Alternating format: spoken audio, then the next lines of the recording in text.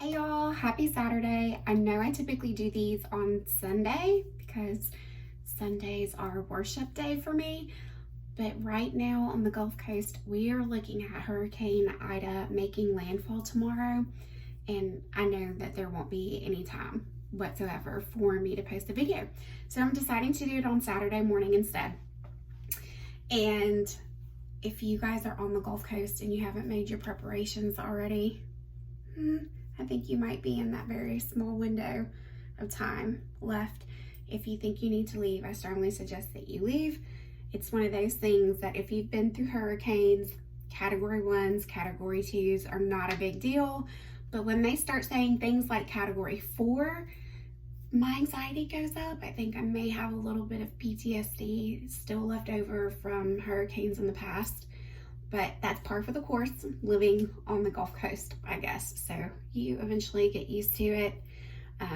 But my anxiety has been through the roof with this storm, with all the uncertainty. But isn't it always, isn't life always full of uncertainties? And isn't part of the way our anxiety gets so jumbled up and we get so overwhelmed is because we want to try to determine every little step that we take. And everything is uncertain. We really don't have control over much of anything. Sure, we have control over what kind of job we have, where we want our kids to go to school, things like that. But I mean, as far as the rest of the world is concerned, we really just don't have control of those things. And I think for a lot of people, the lack of control feeds anxiety, uncertainty, and so I thought that it would be a great time to read a scripture from this book that was gifted to me. It's 365 Days of Prayer for Depression and Anxiety, and my lovely mom tribe got that for me, picked it up for me when I was just not myself. And I thought that the scripture, it was actually for August 18th, but I didn't know how much this was, this scripture applied to our daily lives. And the scripture is determined steps. We can make our plans, but the Lord determines our steps. Proverbs 16:9. Y'all, how accurate is that? We can make all the plans that we want to. We can write down our goals, we can write down our dreams, and we can work towards those. But ultimately, God has control over everything. So we can write those down and we can think that we're on the right path. But life has this way of throwing those curveballs, and all of a sudden we are not on that path anymore. And sometimes you're on the path that God needs you to be, not the path that you choose or want to be on. So I think it's really important to remember that whenever we feel like things are out of control and our plans are just not going the way that we wanted them to, it's important to remember that God has a plan. And God's plans are bigger than our plans. They're always going to be bigger than our plans. And it's really important that we remember that. And I think once we finally learn that lesson of just letting go, we will be a lot happier. We will understand that God is not going to steer us in the wrong direction. He's not going to put us on the wrong path. He may not put us on the easy path. There will probably be struggles on that path, but that doesn't mean that we're not on the path that He has laid out before us.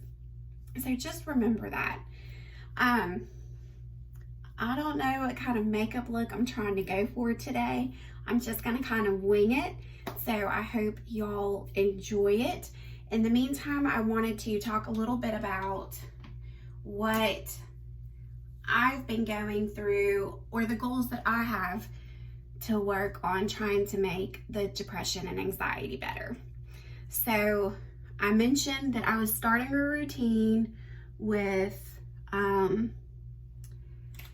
getting up in the mornings and walking McGruff and eating breakfast and starting my mornings with some scripture just to start my mornings off on the right foot. But I wasn't really waking up very, very early. So my plan for this week, of course, depending on what Hurricane Ida decides to do, my plans for this week are to set my alarm clock around, 5:30. So it's set to 5:45 right now, but I'm going to set it back, another 15 minutes. And I'm going to try to add an additional 10 minutes to my morning. So, or not 10 minutes, whatever, 5:45, 15 minutes.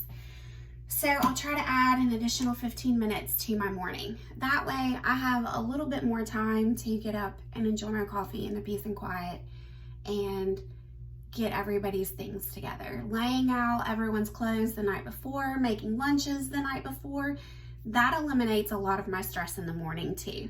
And I feel like I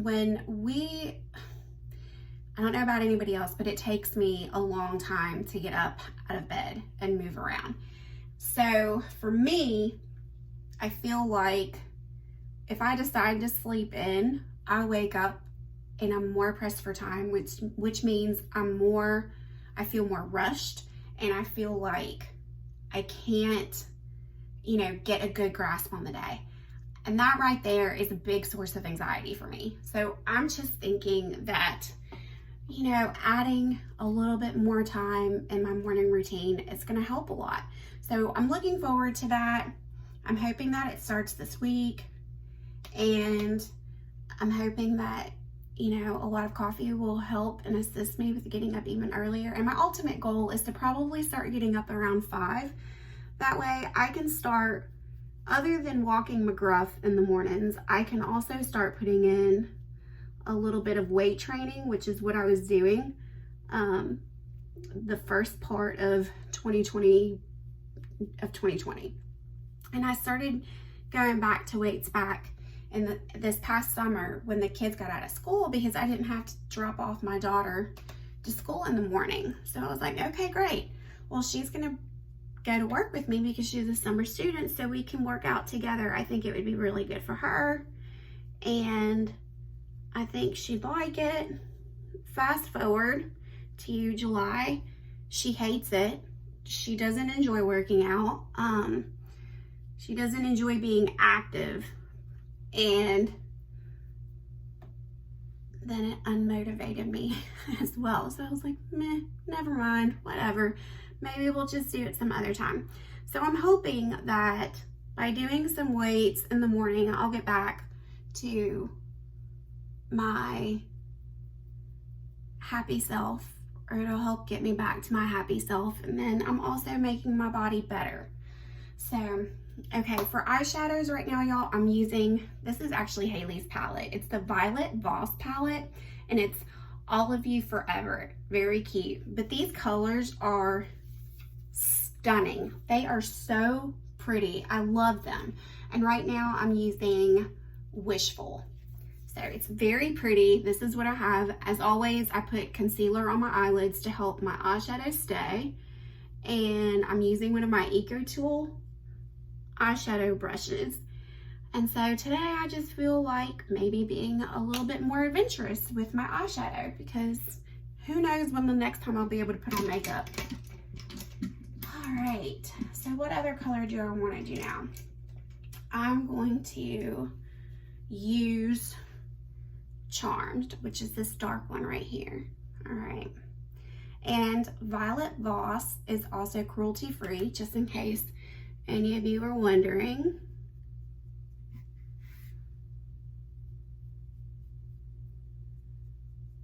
This is such a pretty color. I love this. So I put the lighter one, and now I'm doing darker. Put it in the corners. Try to blend it in. Okay. Go back. Do the other eye the same way.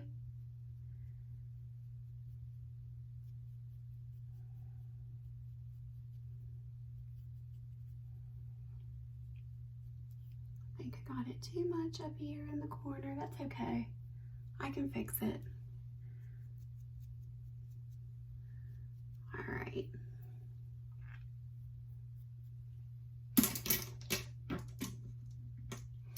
And now I'm going to take this really pretty glitter shimmer color. It's called Lovebird. And I'm just gonna use my finger for this. Rub it in there. And I'm doing it outwards on my eye.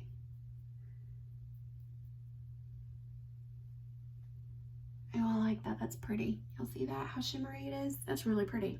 I like it. So, back to routines. I also find, you know, that when we have set routines, we feel better because we know what to expect. That doesn't mean that, you know, the world isn't going to go throw curveballs at you, because obviously, like Hurricane Ida right now, there's a lot of uncertainty, and you know that the kids are missing school on Monday. They could possibly miss school on Tuesday. Who knows? You know, there's going to be flooding, trees possibly down, all that good stuff. All the stuff that normally accompanies a storm. I might use a little bit. I'm going in now with Major Spotlight. And I'm just using an all over. And I'm just gonna go up in here just to give it a little bit of definition, I guess. The light will bounce off of it.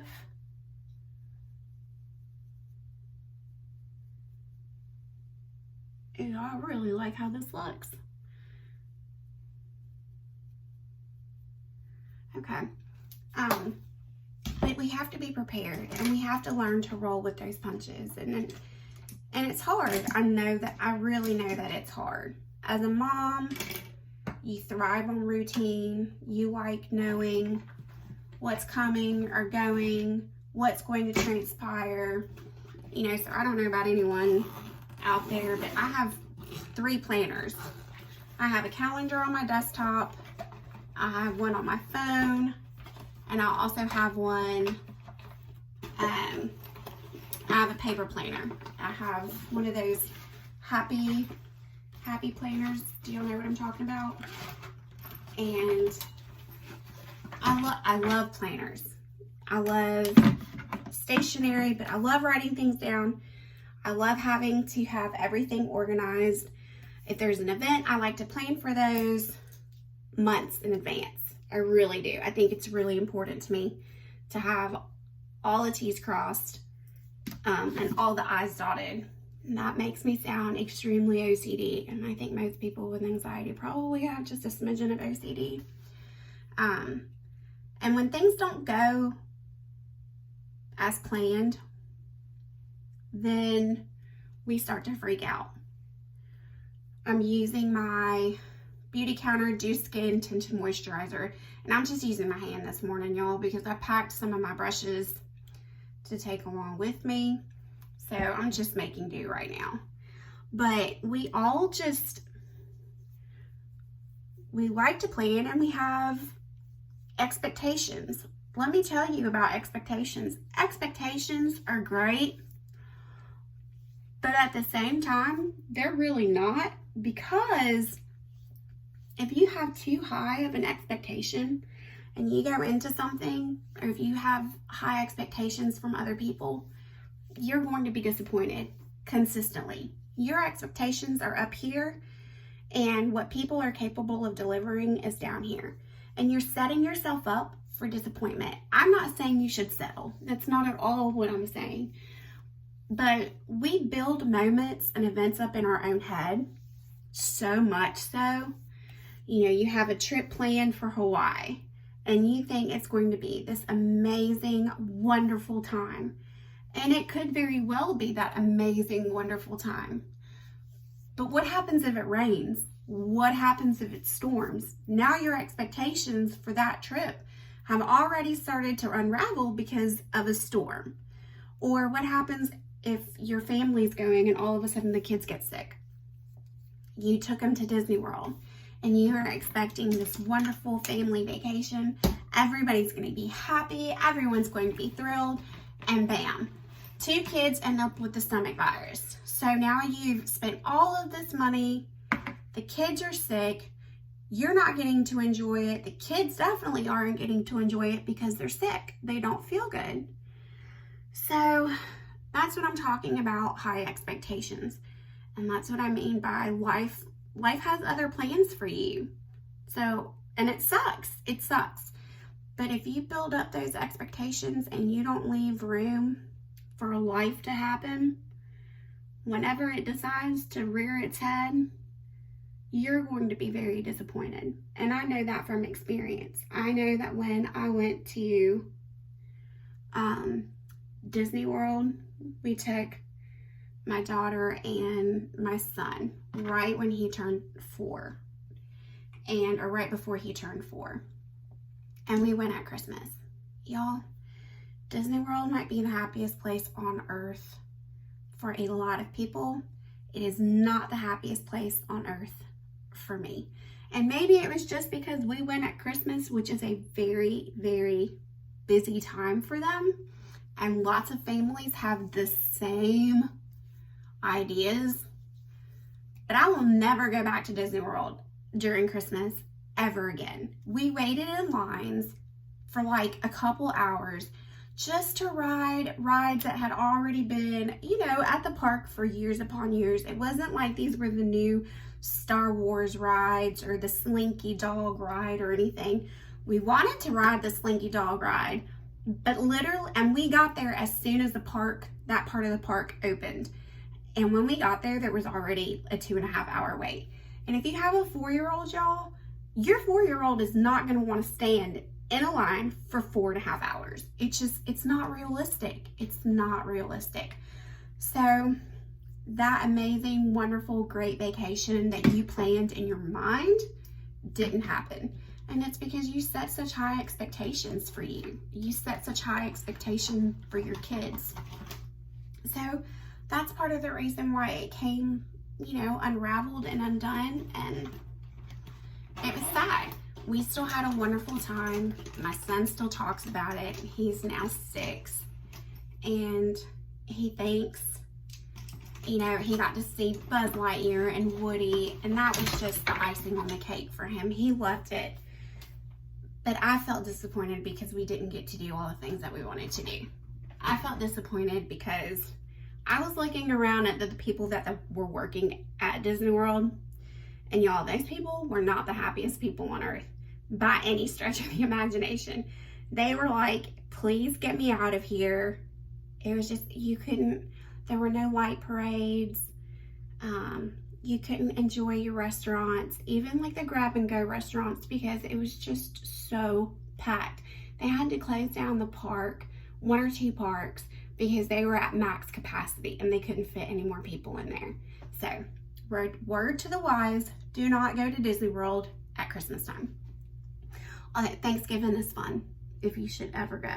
Thanksgiving, or as soon as school lets out in the summer, that is a lot of fun too. There's not a bunch of people there. But I did hear that since the numbers were limited as to how many people could come in during COVID, that was actually one of the best times to go. Yes, you have to wear a mask. Yes, you have to keep the mask on. Otherwise, they're going to tell you, they're going to hound you to put your mask on. But if you want to go to the park bad enough, you'll wear the mask. So, but I heard that it was, from a couple people who went, that it was wonderful. It was a great time. It wasn't crowded. The weather was perfect most of the time. There were almost no light, no lines, no wait times. So that's pretty cool. Another time that I set my expectations too high, and I think most brides do this, is their wedding. So I really wanted a beach wedding. I really wanted to have, first of all, I wanted a very small, intimate wedding. I wanted max, like our closest, like our bridal party, which I didn't want to be huge, but our bridal party and then our closest friends and family. So maybe, for the beach setting, have like 30 chairs set out max. and I didn't get that. So already starting with that, I was already disappointed. And then it came time to choose venues and all this kind of stuff. And y'all, I didn't want to spend a lot of money at my wedding. I didn't. I'm not cheap. I'm just frugal, and I would much rather spend thousands of dollars on tons and tons of other things other than just a moment in your life that's going to amount to one day. So anyway, we ended up getting married at a community center, and it was beautifully decorated, and it was kind of rustic like we wanted to, but it wasn't the wedding that I had in here. And to this day, I think about that. I think about how this wasn't the wedding that I wanted. And even though it was beautiful and it was great and everybody worked really, really hard to make it a special day, it just, you know, in my mind, I was disappointed. I was. So maybe, you know, we'll plan a 10-year anniversary, renew our vows thing on the beach somewhere. But, you know, you just have to keep in mind that what you think of in your head, the expectations that you set up, they're going to leave you with room to be disappointed, for your, you know, ideas and stuff to get crushed. And hopefully you learn that people care about you and they want to make you happy and they want you to be happy. But sometimes when you set those really, really high expectations, it's hard to meet them. And it's not their fault. It's not their fault. It's almost like it's our fault because our expectations are not attainable. Stop expecting. My friend Sammy, she told me, she was like, you really need to stop expecting you out of other people.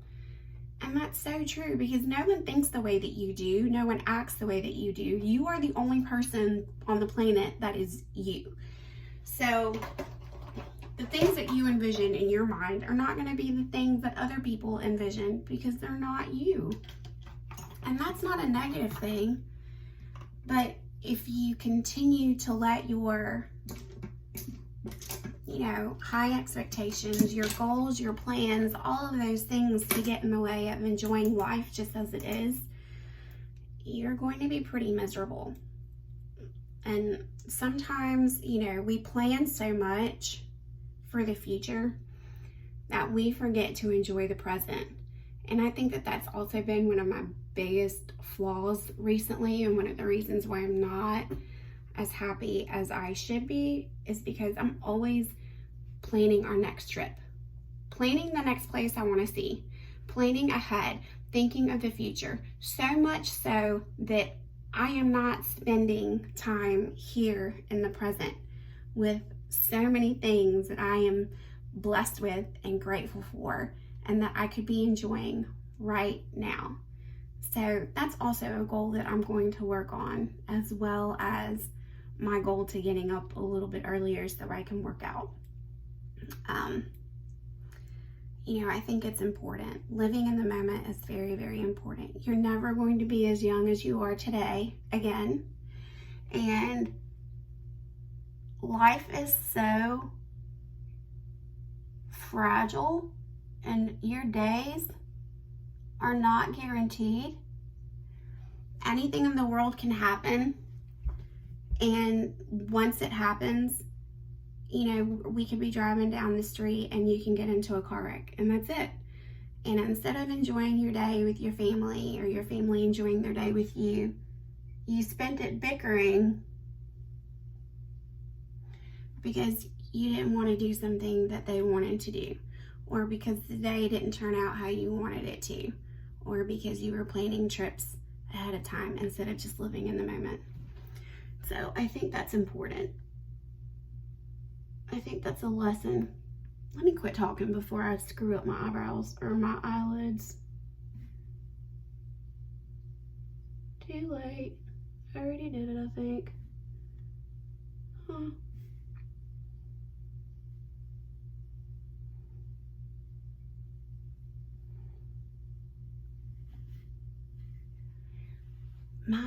My eyeliner never comes out exactly the same, y'all. It's so annoying. Anyway.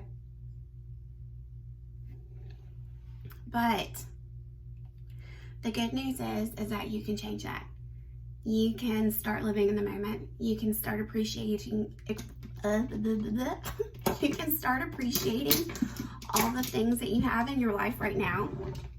You can start living in the moment. And also, don't forget to be spontaneous sometimes. Okay, so on Wednesday night, you normally have meatloaf. Why not change it up and take your kids to the ice cream parlor and have ice cream for dinner instead? Because that's another important thing. Your kids, yeah, they thrive on routine. They do. They thrive with structure. That's, you know, psychologically proven. But at the same time, they want to do fun things. They're kids and they should be able to do fun things. And they don't want to just have to get up every single morning and go to school and come home and do homework and then go to practice and then come home to bed and do it all over again. Change it up for them every once in a while. Say, you know what, I feel like getting ice cream for dinner. Let's go get ice cream. You know, if you have the routine of going to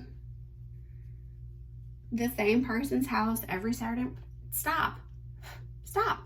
Change it up. Decide that, hey, there's a water park, there's an amusement park, I'm gonna take the kids just because. It doesn't have to be a special day. Just do it because you wanna do it. You know, and those are memories that they're gonna take with them forever. You know, Mom, remember that one time? Or Daddy, do you remember that one time that you said, we're gonna eat breakfast dinner tonight? No, yeah, we're not just gonna do plain old meatloaf tonight. We're gonna do something fun. So I think it's important to let go of your expectations, your high expectations. I'm not telling you to lower your expectations as far as trying to find your match, you know, or your friends, because you should have good people in your corner. And there's nothing wrong with expecting people to be good, but you need to understand that people will make mistakes. You make mistakes. You have toxic traits. They have toxic traits. Nobody is perfect. And, you know, expectations are great, but just remember that you cannot have your cake and eat it too sometimes. It's important. I feel like I've rambled a lot this video. I don't know if anything makes sense, but anyway, so here's my finished product for my face. I used pretty much almost all of the the same products that I usually use. I changed up my eyeshadow palette this morning though, and I decided to do liquid eyeliner, and it's from Wet n Wild, so it's also cruelty free, which is, as y'all know, it's a really big thing for me. I hope that you are all staying really safe. I hope that you guys enjoy this video.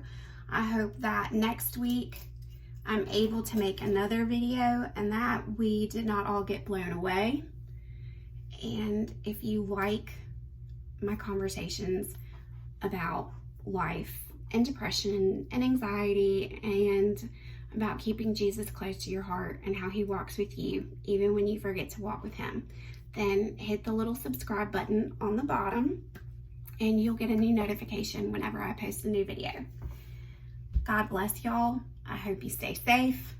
I hope none of you are too crazy that y'all decide to go out there and ride some really crazy waves. But I hope y'all have a wonderful day. God bless. Have a great week. And remember to take care of yourselves.